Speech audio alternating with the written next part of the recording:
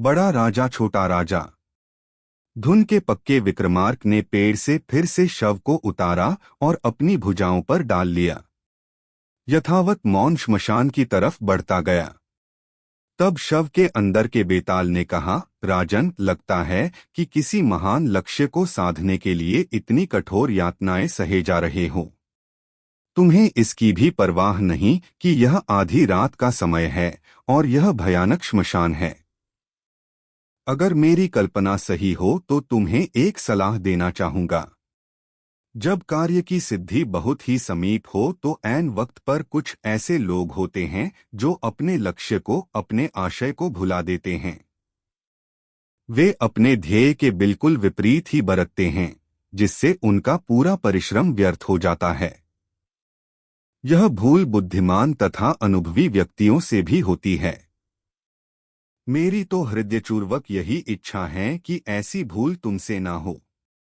तुम्हें इस सत्य से अवगत कराने के लिए कुमुद नामक एक बुद्धिमान की कहानी सुनाऊंगा। अपनी थकावट दूर करते जाओ और यह कहानी भी सुनते जाओ। तुम्हारे मार्गदर्शन में इस कहानी का बहुत ही उपयोग होगा। और बेताल यूं कहने लगा। सुमंत त्रिपुर राज्य का शासक था। उसके शासनकाल की अवधि में राजकर्मचारियों में घूसखोरी बहुत ही प्रबल हो गई थी। इस कारण से समर्थ व्यक्तियों को राज दरबार में नौकरी मिल नहीं पाती थी। प्रजा जो करें चुकाती थी, वे घूसखोर खा जाते थे। इस वजह से खजाना खाली हो गया। खजाने के खाली हो जाने की वजह से राजा करें बढ़ाता और प्रजा से वसूल करता था। करों के रूप में प्राप्त धन से कुछ समय तक काम चलाता था। फिर जब धन समाप्त हो जाता तो राजा करें और बढ़ाता था। त्रिपुर देश के चंद्रावती नामक नगर में कुमुद नामक एक बुद्धिमान था। उसकी अक्ल इतनी पैनी थी कि किसी भी कठिन समस्या को वह हल कर पाता था। कितने ही लोग उसकी सलाहों के लिए उससे मिलने आ जाया करते थे। देश में अकाल पड़ गया, जिस वजह से उसके पास लोगों का आना जाना बंद हो गया। प्रजा की कोई आमदनी नहीं रह गई। वस्तुओं की कीमतें भी हद से ज्यादा बढ़ गईं। कर भी समय समय पर बढ़ाए जाने लगे। उसे लगा कि करें बढ़ाकर राजा जनता के प्रति अन्याय कर रहे हैं, राज धर्म ठीक तरह से निवाह नहीं रहे हैं। उससे यह देखा नहीं गया और वह राजा से मिलने राजधानी निकल पड़ा।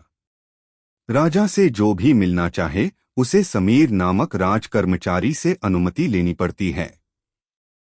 उससे मिलना भी कोई सुलभ बात नहीं। उसके घर पर पहरा देने वालों को कुमुद ने 2-2 अशर्फियों की बख्शीश दी। तब जाकर वह अंदर जा पाया और समीर से मिल सका।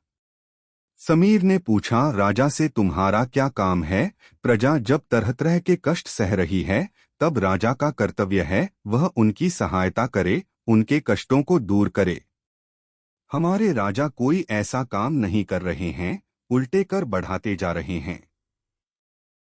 मैं राजा का ध्यान इस ओर आकर्षित करना चाहता हूं और उन्हें बताना चाहता हूं कि वे कितनी गलती कर रहे हैं। कुमुद ने उत्तर दिया, राजा सब कुछ जानते हैं। खजाना खाली हो तो बेचारे राजा क्या कर सकेंगे? करें बढ़ाना ही तो एकमात्र मार्ग है। समीर ने कहा, राजा होने का हकदार तो वही है जो इसका मार्ग जाने। अगर उन्हें मालूम ना हो तो मैं उन्हें उपाय सुझाऊंगा, कुमुद ने कहा। समीर ने कहा, वह उपाय क्या है, मुझसे बताओ। मैं राजा को सुनाऊंगा।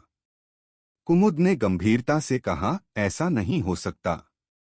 केवल राजा को ही यह उपाय मालूम होना चाहिए। आज मैं स्वयं उनसे मिलूंगा। राजा का दर्शन करने के लिए कितने ही ऐरे-गैरे लोग आते रहते हैं।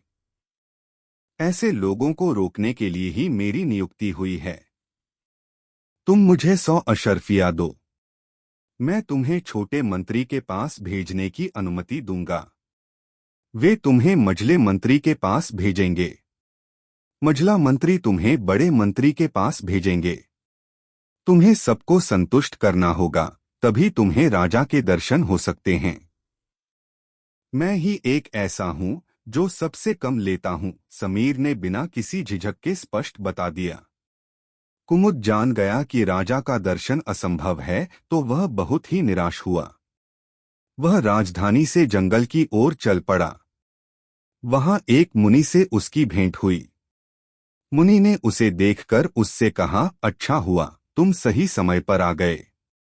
मैं हिमालय पर्वतों पर जाने वाला हूँ। मेरे पास बहुत ही महिमावान अंगूठी है। मैं चिंतित था कि यह अंगूठी किसे देकर जाऊं। इस अंगूठी में सफेद पत्थर है। बुरे आदमी से पाला पड़ा तो इस अंगूठी का सफेद पत्थर नीला हो जाएगा। इस अंगूठी को पहनने वाला 3 बार अगर पंचाक्षरी मंत्र पढ़ेगा तो वह जो चाहेगा उसे मिलेगा। कुमुद ने मुनि से अंगूठी ली और अपनी उंगली में डाल ली। मुनि के पांव छूकर प्रणाम किया और चल पड़ा। अंगूठी की महिमा से कुमुद तुरंत अपने यहाँ गया और अपने परिवार के सदस्यों से बताया कि हम राजधानी जाएंगे और सुखमय जीवन बिताएंगे। उंगली की महिमा के कारण एक संपन्न व्यक्ति ने मुफ्त में उत्ते अपने घर में रहने की अनुमति दी। राजधानी बड़ा विशाल नगर था। साधारण मनुष्यों से कुमुद मिलता रहा और जानकारी प्राप्त की कि कौन कौन घूसखोर हैं। ऐसे लोग एक नहीं, दो नहीं, हजारों की संख्या में थे। इतनी बड़ी संख्या में उन्हें पाकर कुमुद को बहुत ही दुख हुआ। वह पहले कुमुद नगर के प्रमुख व्यापारी के पास गया। जैसे ही उससे मिला, उसकी अंगूठी का सफेद पत्थर नीला हो गया। अब यह स्पष्ट मालूम हो गया कि वह व्यक्ति अनैतिक है। कुमुद ने उससे कहा, तुम घोर पापी हो। हर्जाने के रूप में मुझे हर मास 10,000 अशर्फिया दो। इससे पाप धुल जाएगा और पुण्य कमाओगे। तुमने मेरी बात नहीं मानी तो तेरे हाथ पांव बेकार हो जाएंगे। व्यापारी उसकी धमकी से डरा नहीं। कुमुद ने मन ही मन पंचाक्षरी मंत्र 3 बार जपा। बस व्यापारी वहीं का वहीं गिर गया। उसके हाथ पांव बेकार हो गए। इससे वह घबरा गया और कुमुद को रकम देने का आवश्यक इंतजाम किया। इस प्रकार कुमुद बहुत से अनैतिक व्यक्तियों से मिला और उन्हें डरा धमकाकर उनके स्तर के अनुसार उनसे धन प्राप्त किया। और ऐसा प्रबंध भी किया जिससे उसे हर महीने में धनराशि मिलती रहे। कुमुद अब सुंदर भवन में रहने लगा। उसने घोषणा भी करवाई कि वह गरीबों की सहायता करेगा और उनके जीने के लिए जो आवश्यक वस्तुएं हैं उन्हें मुफ्त में देगा। इससे बड़ी संख्या में लोग उसके यहाँ आने लगे। सामान्य जनता में कुमुद की ख्याति खूब फैली। नीतिहीन व्यक्ति पहले राजा को शिकायत करने से डरे अवश्य, पर धीरे धीरे उन्होंने साहस बटोरा और राजा से फरियाद की। राजा ने बड़े मंत्री को बताया। बड़े मंत्री ने छोटे मंत्री को बताया। इस प्रकार आश्विर यह फरियाद समीर तक पहुंची। वह 10 सैनिकों को लेकर कुमुद के घर पर आया। कुमुद ने कहा, पहले अपने पापों की कैफियत दो। कितनी हिम्मत है तेरी मुझसे कैफियत मांगने की। तुझे जेल में हूंसना ही होगा। सैनिकों को भी साथ लाया है। अच्छा किया। पहले उन लोगों को अपने घर भेजो और 5,000 अशर्फिया मंगवाओ। हर महीने इसी तरह रकम भेजते रहो, कहकर 3 बार पंचाक्षरी मंत्र का मन ही मन जपन किया। बस समीर वहीं जमीन पर गिर पड़ा। उसके हाथ पांव बैठ गए। सिपाही उसके घर गए और अशर्फिया ले आए। तभी वह ठीक हो पाया। मझले और बड़े मंत्री का भी यही हाल हुआ। वे भी बड़ी बड़ी रकम उसे देते गए। राजा को यह बात मालूम हुई। उन्हें समझने में देर नहीं लगी कि कुमुद कोई साधारण व्यक्ति नहीं बल्कि असाधारण व विशिष्ट व्यक्ति है। वह स्वयं उससे मिलने निकल पड़ा। कुमुद ने राजा के पैर छूकर प्रणाम किया।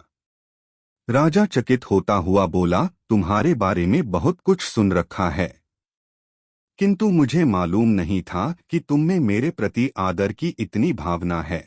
मैं आपसे बड़ा राजा हूँ। फिर भी अनीति को नीति के पैर छूने ही पड़ेगे ना? कुमुद ने कहा, तो मतलब यह हुआ कि तुम अनैतिक हो। तुमने यह मान भी लिया है। जानबूझकर तुमने अनीति को क्यों अपनाया? राजा ने पूछा। मैंने कहा, मैं बड़ा राजा हूं। आपने एतराज नहीं किया।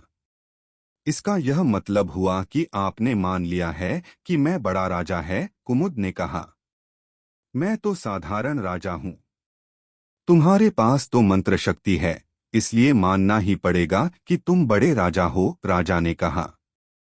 कुमुद हंसा और बोला, आपने राजवंश में जन्म लिया है, फलस्वरूप आप राजा बने। जिस सिंहासन पर आप आसीन हुए, उस सिंहासन ने आपको मंत्र शक्तियां प्रदान की है। इसीलिए प्रजा अपने ऊपर लगाए गए करों को आपको चुका रही है। आप ही बताइए, हम दोनों में फर्क ही क्या है? खजाना क्यों खाली हो रहा है? आपने कभी सोचा भी है कि राज कर्मचारी प्रजा के धन का दुरुपयोग कर रहे हैं? आपके अधिकारियों तथा व्यापारियों में अनीति सीमाओं को पार कर चुकी है। कुमुद ने कहा, सरासर झूठ है। मेरे राज्य में अनीति है ही नहीं। तुम ही मेरे राज्य के एकमात्र व्यक्ति हो जो अनैतिक हो। राजा ने क्रोधित होकर कहा। मैं कैसे अनैतिक हो सकता हूं? प्रजा पर आधारित छोटे राजा हैं आप। मैं आधारित है कुछ अनैतिक व्यक्तियों के धन पर। मैं इसलिए बड़ा राजा है, कुमुद ने कहा। राजा में कुमुद की बातों से क्षाणोदय हुआ। उन्होंने कुमुद को वचन दिया, भविष्य में अनीति नहीं होने दूंगा। स्वार्थी और अनैतिक नागरिकों को कड़ी से कड़ी सजा दूंगा। न्याय की आधारशिला पर अपना शासन चलाऊंगा। कुमुद ने अब उंगली का रहस्य खोला। राजा ने वह अंगूठी मांगी। कुमुद ने उसे देने से अस्वीकार किया और कहा, राजन, इस जन्म में यह मेरे पास रहेगी और मेरे वारिस इसके हकदार होंगे। आप किसी भी हालत में अपना वचन मत भूलिएगा। राजा को यूं सावधान करके वह अपने गांव चल पड़ा। रास्ते में उसने वह अंगूठी एक सरोवर में फेंक दी। पूरी कहानी सुनाने के बाद बेताल ने कहा, राजन, मानता हूं कि कुमुद बुद्धिमान है, जनता के कल्याण का इच्छुक है, पर तुम्हें नहीं लगता कि उसका बर्ताव अविवेक पूरित है? राजा असमर्थ है, प्रजा के प्रति अनजागरूक है, शासन को सुचारू रूप से चलाने की क्षमता नहीं रखता। तब उसे चाहिए था कि स्वयं राजा बने, शासन की बागडोर अपने हाथ में ले। लेकिन उसने तो हाथ में आया हुआ अच्छा अवसर, सुवर्ण अवसर खो दिया। उसने राजा से कहा था कि अंगूठी मेरे ही पास होगी और मेरे बाद मेरे वारिसों को मिलेगी। लेकिन जाते जाते उसे उसने एक सरोवर में फेंक दी। क्या यह उसका पागलपन नहीं? अंगूठी राजा को देता तो राजा उसकी सहायता से स्वार्थी तथा अनैतिकों को अपने काबू में रख पाता। मेरे संदेहों का समाधान जानते हुए भी तुम मौन ही रह गए, तो तुम्हारा सर टुकड़ों में फट जाएगा। विक्रमार्क ने उसके संदेहों को दूर करते हुए कहा, कुमुद राजधानी से निकला, मुनि से महिमावान अंगूठी पाई। कभी भी उसके मन में राजा बनने की इच्छा नहीं जगी। इसलिए तुम्हारा यह कहना कि कुमुद ने अच्छा अवसर हाथ से जाने दिया, बिल्कुल ही निराधार है। राजा ने जब अंगूठी मांगी तो वह उसे ना देकर उसने साबित भी किया है कि वह केवल बुद्धिमान ही नहीं, ज्ञानी भी है। क्योंकि राजा को शासन की बागडोर संभालनी चाहिए, अपने राजनैतिक चातुर्य तथा अपने अधिकार बल पर। ऐसा न करके मंत्रतंत्र की शक्तियों का उपयोग करने से बुरे परिणाम निकल सकते हैं। कुमुद ने कहा था कि मेरी मृत्यु के उपरांत मेरे उत्तराधिकारी इसके अधिकारी होंगे। यह केवल राजा को सचेत करने तथा डराने के लिए था। अगर वह अंगूठी उसके उत्तराधिकारियों को मिलेगी और उन उत्तराधिकारियों में से किसी स्वार्थी ने उसका दुरुपयोग किया तो राज्य छिन्नाभिन्न हो जाएगा। बेचारी प्रजा अनावश्यक ही आपदाओं से घिर जाएगी। इसीलिए उसने अंगूठी सरोवर में फेंक दी। राजा का मौन भंग करने में बेताल इस बार भी सफल हुआ। वह शव को लेकर अदृश्य हो गया और पेड़ पर जा बैठा।